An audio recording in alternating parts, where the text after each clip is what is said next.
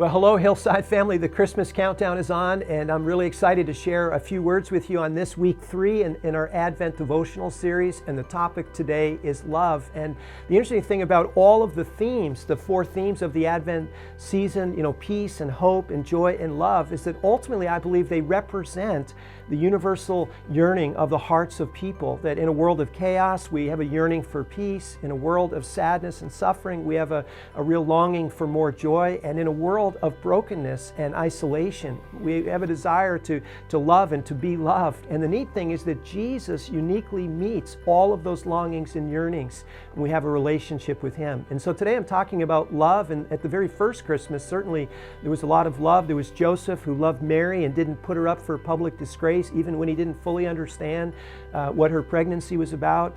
And then Mary, as a mother, when the baby Jesus was born, she loved Jesus as the infant child, and as a mother would do. And then, of course, the big picture of God's upper story, it says that God so loved the world that He gave His one and only Son, John 3:16.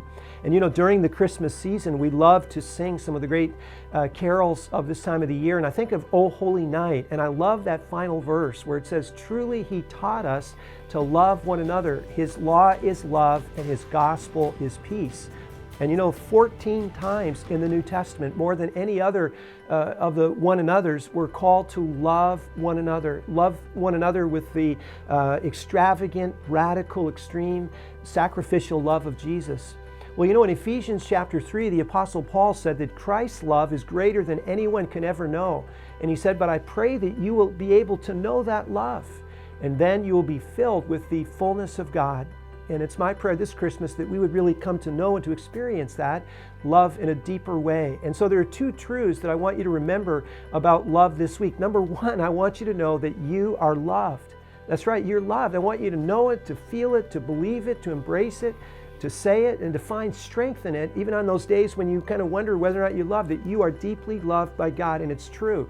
In fact, I love the words of Frederick Buechner, a brilliant Christian writer. He said, "We are above all things loved." That is the good news of the gospel. To come together as people who believe that just maybe the gospel is actually true should be to come together as people who have just won the Irish sweepstakes. Imagine. Not that we're kind of advocating, gambling and the lottery and all that, but the point he's making is that if we really came to understand just how good the gospel is, that we are loved, it will become transformational in our lives. And friends, I was reminded of this recently. I had coffee with a newer believer who's accepted Christ into his life in this past year, and he was sharing with me that one of the changes in his life is that when he comes to church and he gathers for worship with us, he said, I find that there are some moments on Sundays when we're singing and that literally tears stream down my face, that I sometimes just sob and weep, realizing the truths of this relationship with God.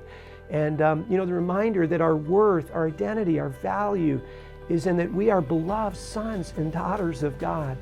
And so the point during this Advent season, I want to encourage you to slow down, to breathe, enjoy spending some time in God's presence, to join us for worship, to enjoy a Christmas worship playlist, to read and reflect upon the life of Jesus and the Gospels. All of those things will be very transformational. But secondly, I want to remind you the best time to love is actually now.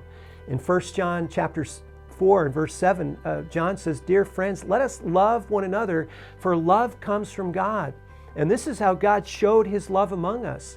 He sent His one and only Son into the world that we might live through Him." In other words, the reason we even know what love is like is because God is love and we've been created in His image, and He showed it to us. He actually demonstrated through Jesus Christ what love is all about. And it's like the old adage, loved people love people. And when we know that we've been loved by God, we experience that, we want to then love people even more.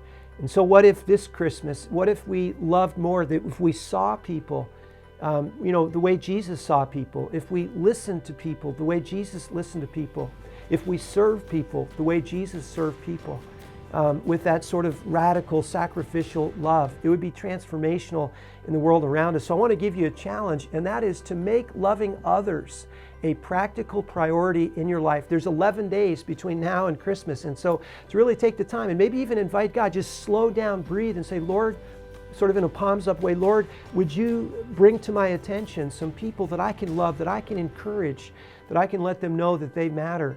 and to do it in practical ways through words and gifts and acts of service and quality time. And a few years ago, one of our favorite book reviews as a staff team and as a church board is we read Jeff Henderson's book entitled Know What You're For. And the whole sort of big idea of the book is that instead of trying to be the best business or the best school or the best church, in the world, why not try instead to be the best business or the best school or the best church for the world? That your desire is to be for others, to bless others, to encourage others, to cheer them on. And that sort of idea helped us in our Beyond Our Walls vision. We said we want to be known for families and known for community and known for the world around us. And so I want to challenge you to slow down this Christmas and be for some people and show God's love, because the best time to love is now. And maybe for some of you, let's just begin with your family. Often the people closest to us we forget about, we overlook them. And so, I think about, your spouse or your kids or grandkids or grandparents or extended members of the family, to find some very practical ways to let them know that you are loved. And when I was thinking about Jeff Henderson, he said in the book that something that really moved his heart and was that he had a business friend who was known for writing thank you notes. And literally in the length of this guy's career, he literally sent hundreds of thank you notes. And by the end of his career, literally some astronomical number of thousands. And so it inspired Jeff to actually say, well, what if I set a goal of sending 15 thank you notes a week, and just really began to break that down, 3 per day, 5 days a week, take the weekend off. And if I actually calendarize that in my schedule, that I'm actually going to find a way to thank them. And so I wonder, what if you just, when it comes to your family and other people in your relational world, even if it was 1 a day, it doesn't have to be 3, that you could thank, you could encourage. It could be through a text or an email or a card or a phone call or some random act of kindness. But begin with your family, and then also think about your church family. Because here we're all family. We've learned that this fall, and the church isn't simply something you do, it's a family that you belong to. Someone on your ministry team, your growth group, or someone in the church you haven't seen for a while that you can encourage this year. Or maybe it's a neighbor. Jesus said that he said that you are, love your neighbor as you love yourself. Do you know that God has placed all of us providentially in a neighborhood so that we can serve and love and reach out and share God's love with our neighbors? And maybe part of your neighborhood is where you work, where you spend so much of your waking hours. Maybe there's a customer, a coworker, or a client that you can bless and show God's love in some way. And then, of course, I think about the marginalized. I refer to these as God's POWs, prisoners, orphans, and widows. People who are often overlooked by the world, but are never overlooked by God, and they matter to God, and so they should matter to us as well. And so again, this Christmas, I just want to encourage you this week when it comes to love, to know that you're loved and that the best time to love is right now. And as I close out this devotional, I just was prompted as I was preparing to share this message with you. I was reminded this is actually my 30th Christmas being part of the Hillside Community of Faith, and for 30 years to be able to serve as your pastor. And I just want you to know it's been one of the greatest joys of my life, and I just love our church. I love our staff.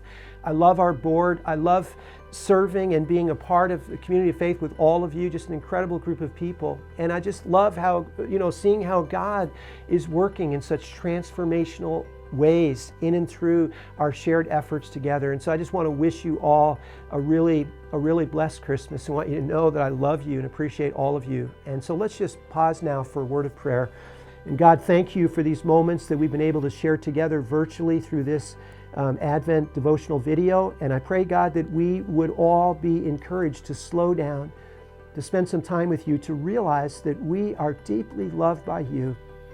We don't have to earn it or try to achieve it, but we are deeply loved by you. And in the overflow of that love, we realize that the best time to love is right now. And may you use us to be a blessing to others. For we ask it in Jesus' name. Amen.